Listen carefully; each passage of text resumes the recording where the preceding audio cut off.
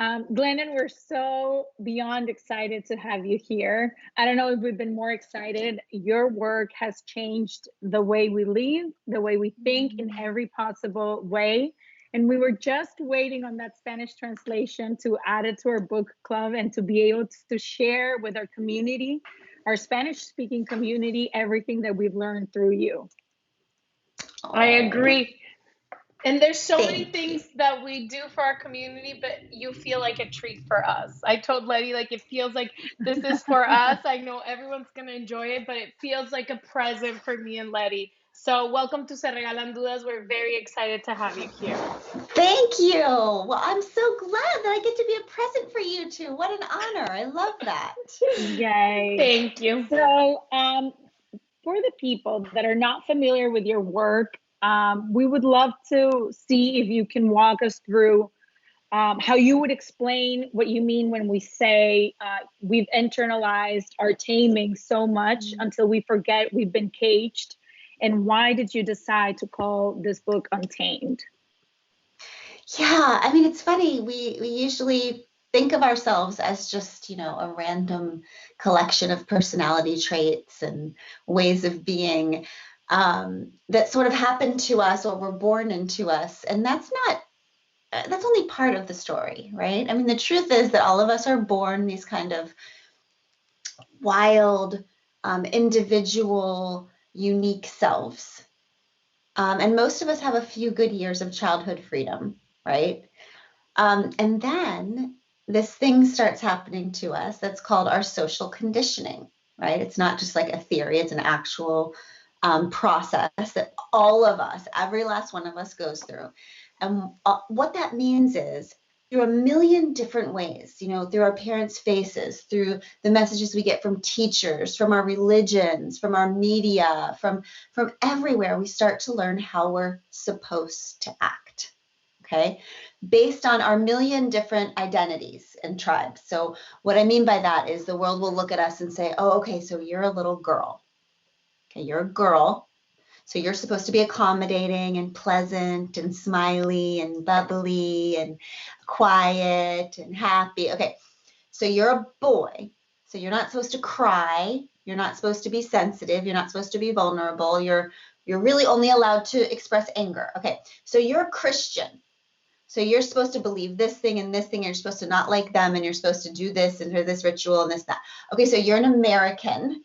So you're supposed to believe this and not believe this and hate them and love them. Okay, so you're Doyle. We all have family rules that are passed down to us on how to act.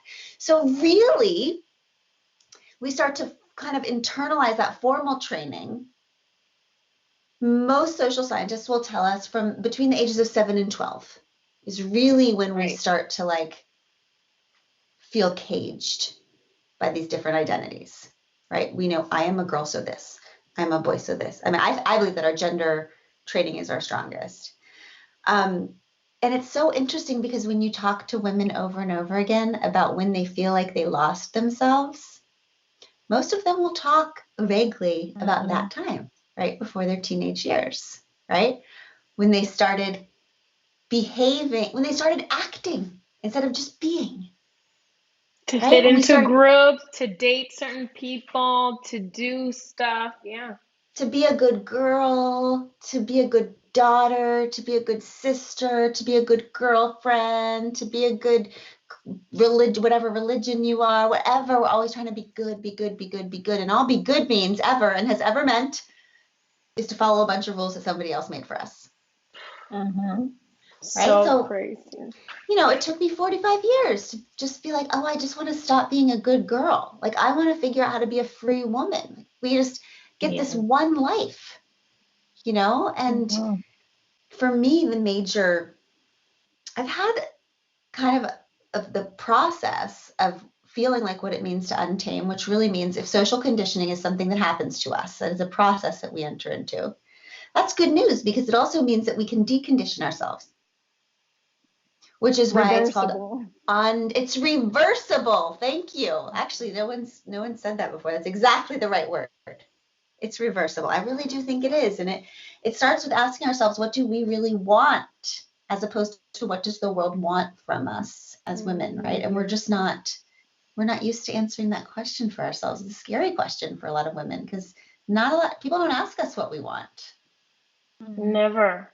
No. I have a question for you. Once you went through like the major changes that I've known you've done, which has been like rechanging the way you're a mother, you're a partner, you're a Christian, you're a part of your community. I also think, or at least has been our process, that once you overcome the big ones, the small ones that you overlooked at the beginning become so strong as well, right?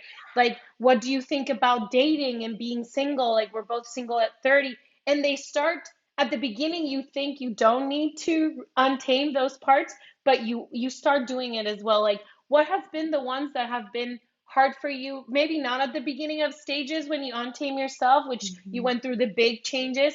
Now, as a mom, but also as a partner and as a person that so many other people like rely on your books and follow you and want to listen to you. Like, what have been like crucial stuff you had to untame lately that are maybe have been overlooked at the beginning?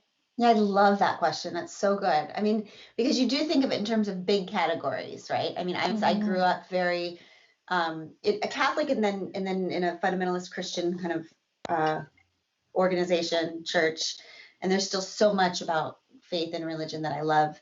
But I really did have to kind of free myself from dogmatic religion in order to maintain a faith for myself, right? That I really did have to like admit to myself that I didn't believe it was a bunch of rules that I needed to follow and that other people needed to follow. And I didn't believe that faith was a club that some people are in and some people are out. And I didn't believe that God loves anybody more than she loves anybody else. And I just didn't really believe any of that shit. So admitting that was scary.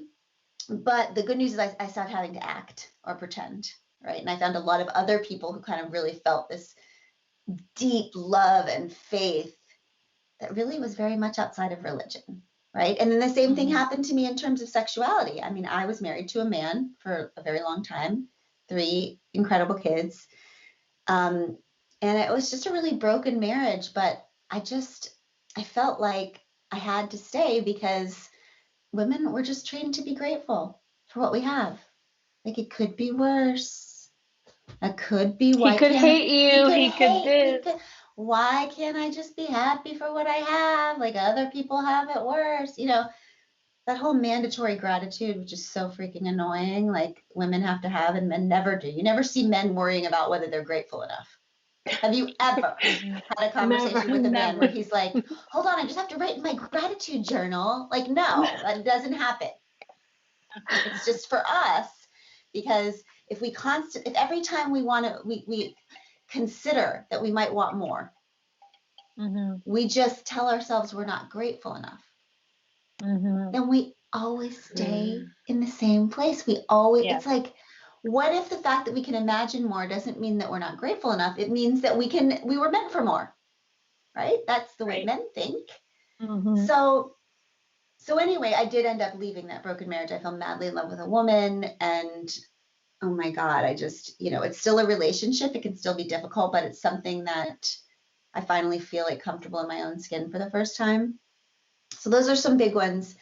But listen, I mean, for me, the scariest part of untaming, like, I'm an activist. I'm out in the world doing all kinds of big, yelling about women's rights and children's rights and all this stuff, on stages and stuff. And the scariest part for me was when I fell in love with a woman and I had to tell my mom. People are always asking me, like, they would think, was it like scariest to talk to Oprah about it? Was it scariest to like be on the news about it? But no, it was scary to tell my mom. My mom. Yeah, like my mom and dad. Wow. It was so, I think there are so many of us who are living kind of free, badass lives, but you can think you're untamed until you have to tell your mom something. Like, it's just so scary because so many of us are still living to please our parents, right? That's the ultimate untaming. I mean, I have friends who are like still living to please their parents, and their parents have been dead for 20 years. Or escaped them, and live a different life, but aside from them. Yes. Or live the opposite, either living in obedience to them or just living in complete rebellion of them. Right. which both are cages, right? Because if you're living Both in are obedience cages. to both are cages. Because if you're living in obedience to somebody, you're still, like being controlled by the man, right? Whether it's your parents or whatever. If you're living in rebellion, they're still controlling you because you're not deciding what you want for your life. You're not free. So I don't know. It is the little things. It's finding myself in meetings, like big, important meetings, and feeling like since I'm the only woman, I have to be sweet and smile. And every time I'm direct in a meeting, people thinking that I'm a bitch, right? Instead of when a man is passionate about something, he's showing good leadership, right? He's ambitious, he's strong. And when a woman brings up a problem, she's problematic, she's difficult, she's too much. I think the older I get, the more secure I am in stepping outside of my gender roles, but the more I see how the world still experiences me in the way that they see women. Right. It's infuriating Yeah, sometimes. it's crazy. So, Glennon, if you would translate the title of our podcast to English, it would be something like We Gift You Our Questions, right? All our project is based on asking questions and sitting with them to find something that feels true to yourself. But I would love if you can tell us, because I think you put it into words perfectly, how first you have to ask these big, important questions to actually understand what's yours and what was the world's conditioning, the social conditioning, the family conditioning, the whatever, and then what to actually do. Because at least in my process, it has been very scary to say, okay, this is not my truth anymore, but then to sit in a place and build a path that has probably not been walked by someone else, right? Like that scary uncertainty of life of like, okay, this no longer works for me, but what do I believe in anymore? And I think you put it into words beautifully when you say it's like be still and sit with yourself, because we are so busy and so overstimulated by the world that I would love to know how you found, I don't know if it's the courage, the time, the space to connect with your inner self or with your own truth. Yeah, it's a good question. I mean, first of all, I would say, I noticed that you said when you are finding yourself, you always find yourself at that moment where you think, I don't think anybody else has ever walked this path before. That is your signal that you are finally living your one wild and precious life, right? Because that moment when you're scared to death because you're like, I don't see anybody ahead of me doing this. That's when you know you have found your voice. Because when you think about it, of course, no one has ever lived the life you're living. Like, that's literally the definition of life, right? Like, no one in the history of the world has ever, and no one in the future of the world will ever live this exact life you are living, right? With your pain and your past and your talent and your potential and your family and your experiences. It has literally never been done and will never be done. Every life is an unprecedented, unrepeatable experiment. And yet, we all walk around asking everybody else what we should do all day. We are literally asking people for directions to places they've never been, right? Because nobody else has a freaking clue what you should do with your life.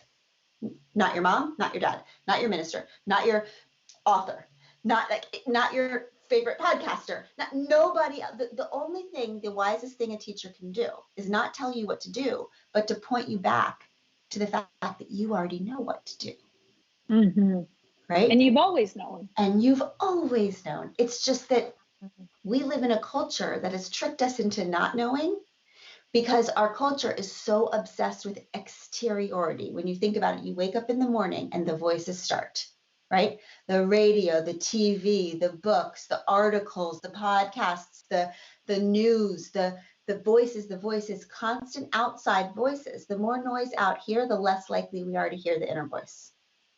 All right. So the only possible way that I know to live the unique life that we were each meant to live is to somehow get quiet enough to listen to the only voice that ever knows what you should do. And that is your inner self, right? And we all hear that differently. I don't even think hear is the right word, because it's not like I'm hearing a freaking voice all day going, Glennon, it's time to go to the grocery store. Like, Glennon, you're a lesbian. Like, Glennon, it's not like that.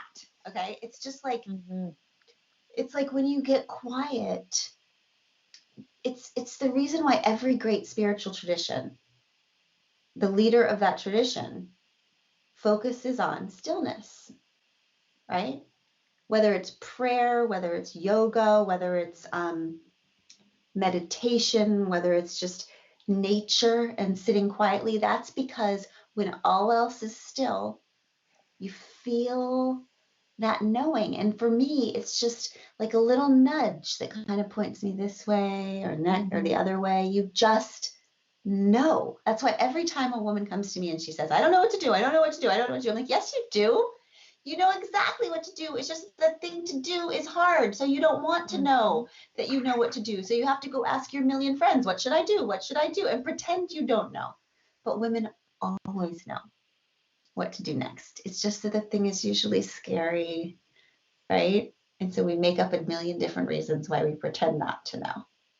I love that. And I also think one of the things that stuck to me more about your work has been the idea of bravery. I think that you think in terms of bravery, like you explain it, of like this extreme thing you have to do, like all of these things that require like so much physical effort and all this. Yeah. And when I started reading your work, I was like, wow, like bravery is more complex than that. It requires more of stillness, more of like understanding that the knowledge is within you. And then, but it's so hard to be brave in front of your truth self. Like to say, this is who I am, regardless of knowing what is about to happen. Because it's normally like, I love that phrase that you said, that the more brave you are, the luckier you get, because you can see the thing, but just so far. And I think as adults, you never expect, I don't know, I think of bravery of like being a little child and doing these things. But as an adult, bravery has become a very hard thing to do because it requires so much moving, so much of like untaming, but also like moving stuff around that it's like completely unacceptable to some people. So like, how would you, like, I would love for you to explain that idea of bravery and how as you get older, it might get harder, but it is still more important to connect. Like, I feel like the bridge between knowing what your true self and getting it is bravery. And it's so hard to That's so sometimes good. run that I love towards that. that. It's Abby and I always say the difference, like the stretch between the knowing and the doing is where all of our suffering comes, right? It's like when we know what to do, but we're like not doing it. That's why people drink, and so that's why because you're trying not to know what you know, right? If you can shrink the space between knowing and doing, knowing what you got to do and doing the thing you got to do, the smaller that what you would call a bridge becomes, the shorter that bridge becomes, the more powerful I think you are, right? But we do have to redefine brave, because for so long people have been saying, oh, bravery is just being afraid and doing it anyway, which is horseshit. Like, that's actually not, fear can be a big gift. Like, there's a lot of things. And my kids looking at jumping off a bridge and their friends and they feel fear, I want their ass to not do it. Like, I don't want them to be like, well, my mom said I should just, being brave is just feeling afraid. Go brave all day. Anyway, right? Like, no, it's not. That's not it. That is not the definition of brave. I remember understanding this deeply, and I read about this in Untamed when I took my 2 daughters to get their ears pierced. Okay. The little one, my little one is just kind of a wild child, right? She's like what the world's definition of brave is. Okay. She's do it loud, do it. So she jumped up into the chair to get her ears pierced right away. And the piercer was like, wow, okay. And she said, do you want one or both at the same time? And Emma said, both. And she said, okay. And she just did it. Her face was like bright red. She's like a little Hulk, like. And my older daughter was watching, and I saw her whole attitude change. And she reached to me and she said, Mommy, I changed my mind. I don't want to get my ears pierced today. And I said, Are you sure, honey? She said, I am sure. And I said, okay, go tell the piercer.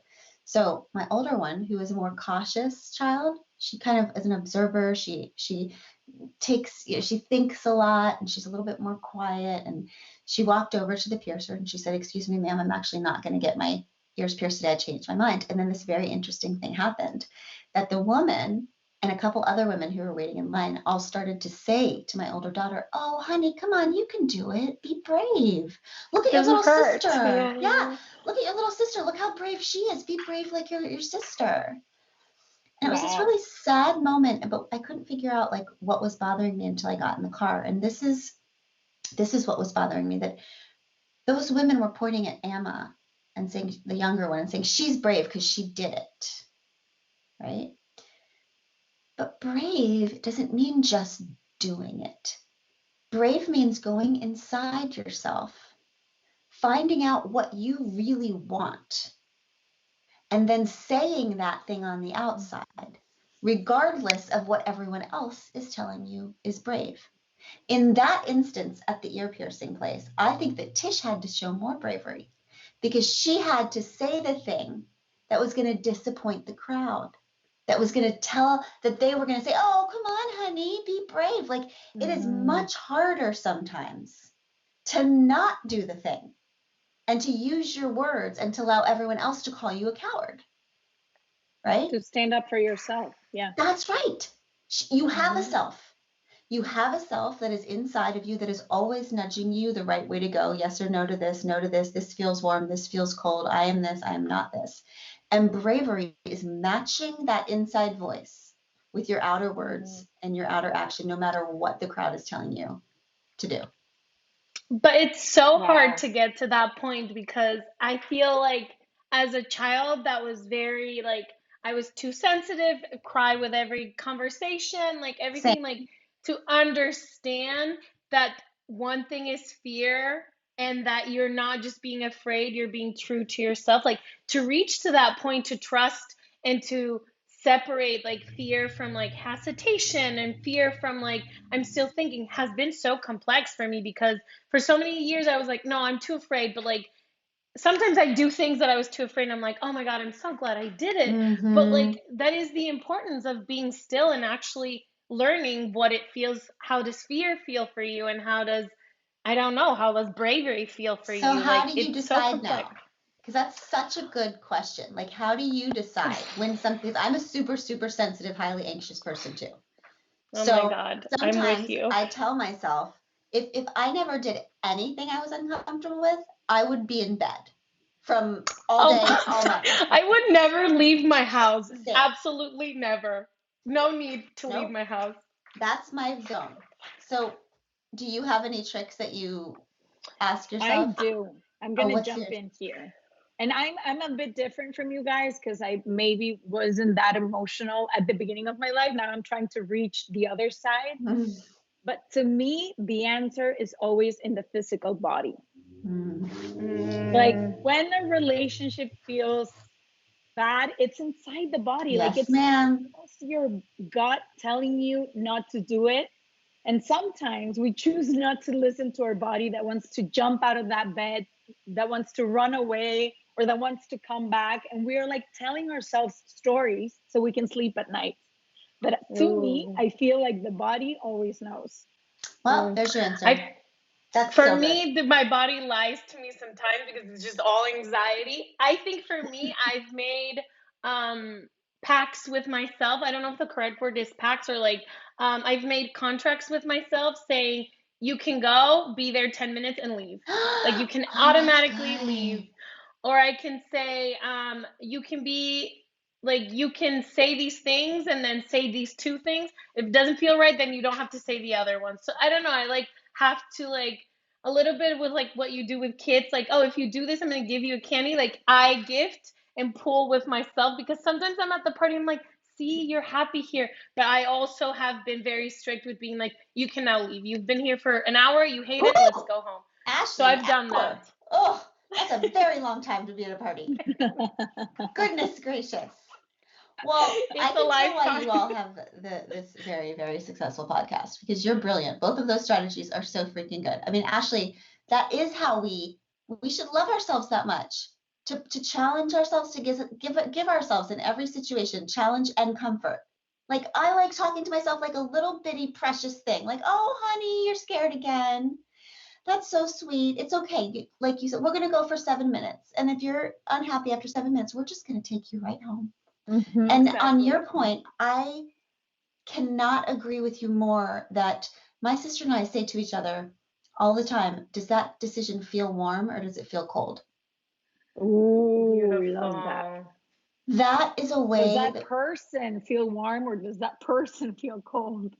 that's, if I could tell you the way that I make most of my decisions, and I'm not talking just little itty bitty pink decisions, I'm talking about business decisions. Like, does this person, does this deal, does this opportunity, does this company feel warm? Do I feel safe? Do I feel, but do you understand how, like, even words like safe, then that takes me into my head. And I'm like, well, what is safe? Like, and then like the whole monkey mind, the crazy mind of the hamster wheel starts going. But if you can drop into your body, like, does it feel warm? Does it feel expansive? Do I feel drawn to it or do I feel shut down because of it? That's never steered me wrong. The body, because we're animals. We have instincts. Right. But then it's the same idea that we were talking at the beginning. You have to go back to yourself and listen to yourself. And Right. we have every single distraction available in this culture to do everything but listen to ourselves. And then we're depressed. And then It's a full-time job. It is. It's a full-time job. It really is a full-time job.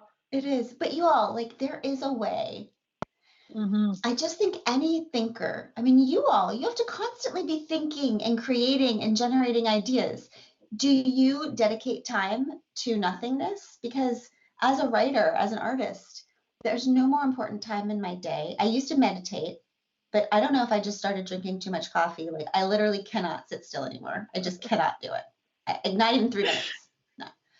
Unless, of course, I have to do something, and then I can't move. Then I can sit in my bed for.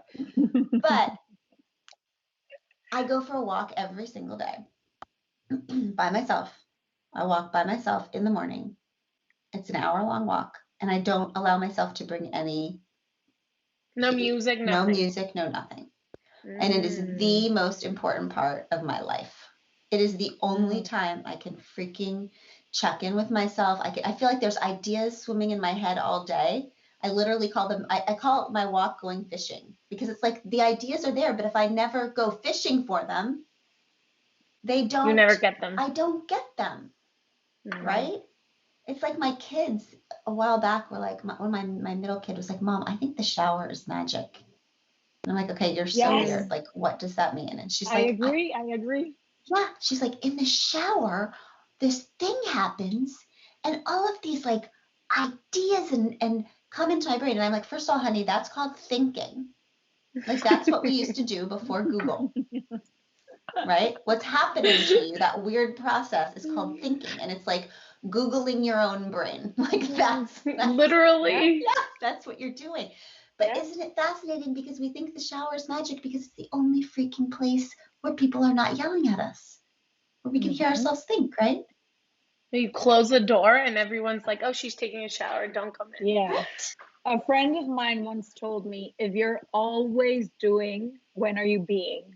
And I was like, even when I'm not doing, I am doing, because I am reading a book, because I am listening to music. So when am I being? There was no moment of my life to be. I love that. And it's hard to just, I mean, bless all my friends who are like monks and are sitting around for 6 hours a day. Like, I can't. I'm just like, whatever. All right, well done. Clearly for me, there has to be some doing too. So the walking, like my physical body, I don't know. Like, the sitting still is hard for me, but it's still a form of stillness, right? Because it's just me. You. Yeah. And it's oftentimes, it's not all like art generating ideas. It's like when I figure out, Glennon, like, that friend is not a friend.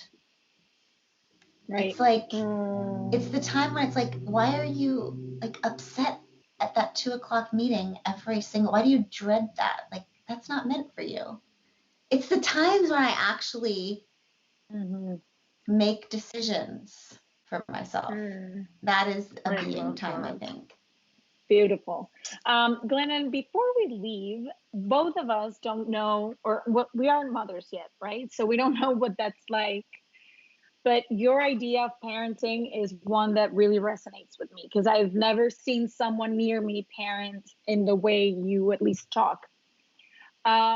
Could you sort of walk us through how you realized, because at the beginning, I don't know if you were a different mother a few years back, but you do talk about how you felt like a martyr at times, and like everything was full of sacrifice, and how you talk in your podcast about how your children are not clay. I don't know. We have a lot of people asking us questions all the time about parenting. And I think it was Brene Brown that at some point said, like, well, you want your children to be brave and to be free and to be all of these things, but you're not doing that. So what your children are actually seeing from you, it's something very different. And children at the end learn from example, not from words, right? So if you could just like explain what you meant with the clay thing. Well, I mean, I'll tell you when that idea crystallized was when I almost gave up the love of my life. Like, I almost let Abby go and went back to my broken marriage. And the reason why, I mean, it makes me scared to even think about that, what would have happened had I done that. But the reason why is because I was so scared to hurt my children, right? Because I had been told a million times that the worst thing that could happen to a child is divorce, and that my one job was to not hurt my child, and that a broken family was the end of the world, and that, you know, any family that stayed together was a whole family no matter what, and yada, yada, yada. And then one day I was looking at my little girl, she's in the mirror getting ready, and I had this life-changing, for me, thought, which was, wait, Glennon, you are staying in this marriage for this little girl. But would you want this marriage for this little girl? And if you wouldn't want this marriage for your little girl, then why are you modeling bad love and calling that good parenting? Wow. But you have the perfect excuse in your hands, you know what I mean? To stay. Right. It's an excuse.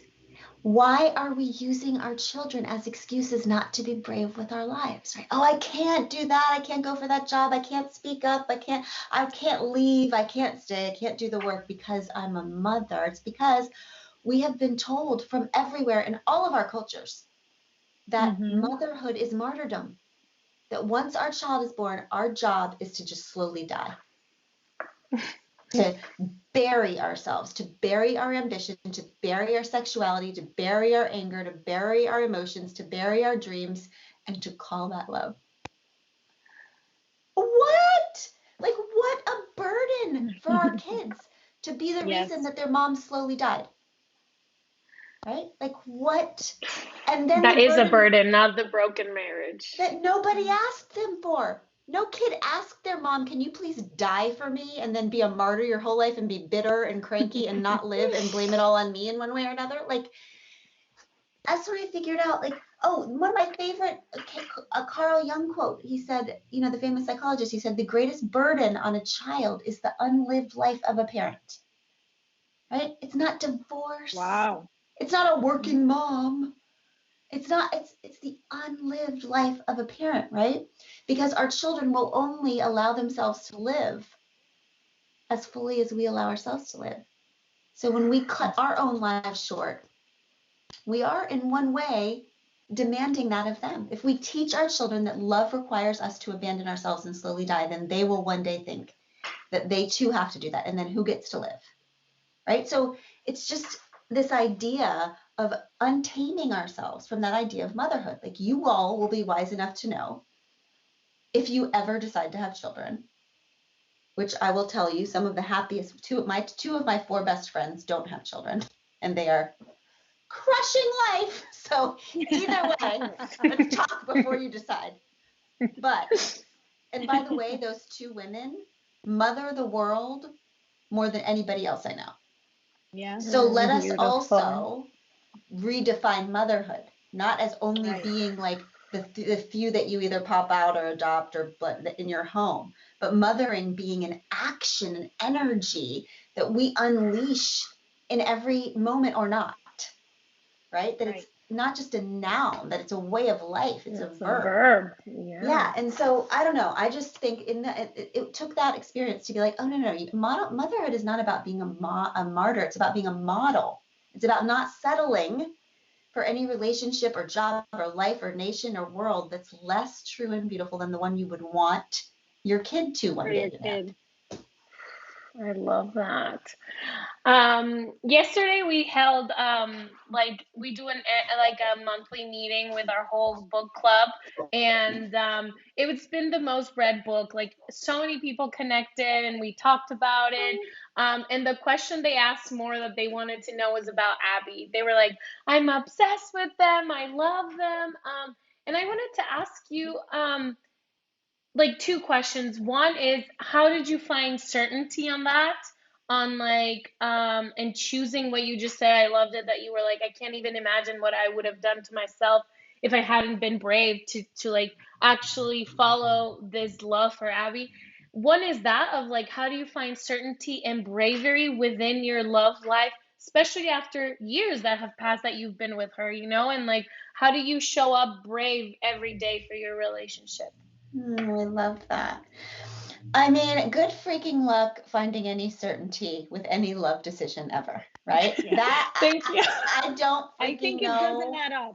Love and certainty, no. I mean, I wish, Ashley, that I had any answer for you there. Like, certainty is like, to me, more of like a science word. And love is more of an art word, right? So I wish, as an anxious person, I wish to hell that I had certainty, but I think you don't. It just comes back to, you know, that idea we were talking about before, like, how warm does this feel? How much do I want this? How healthy do I feel right now in this want?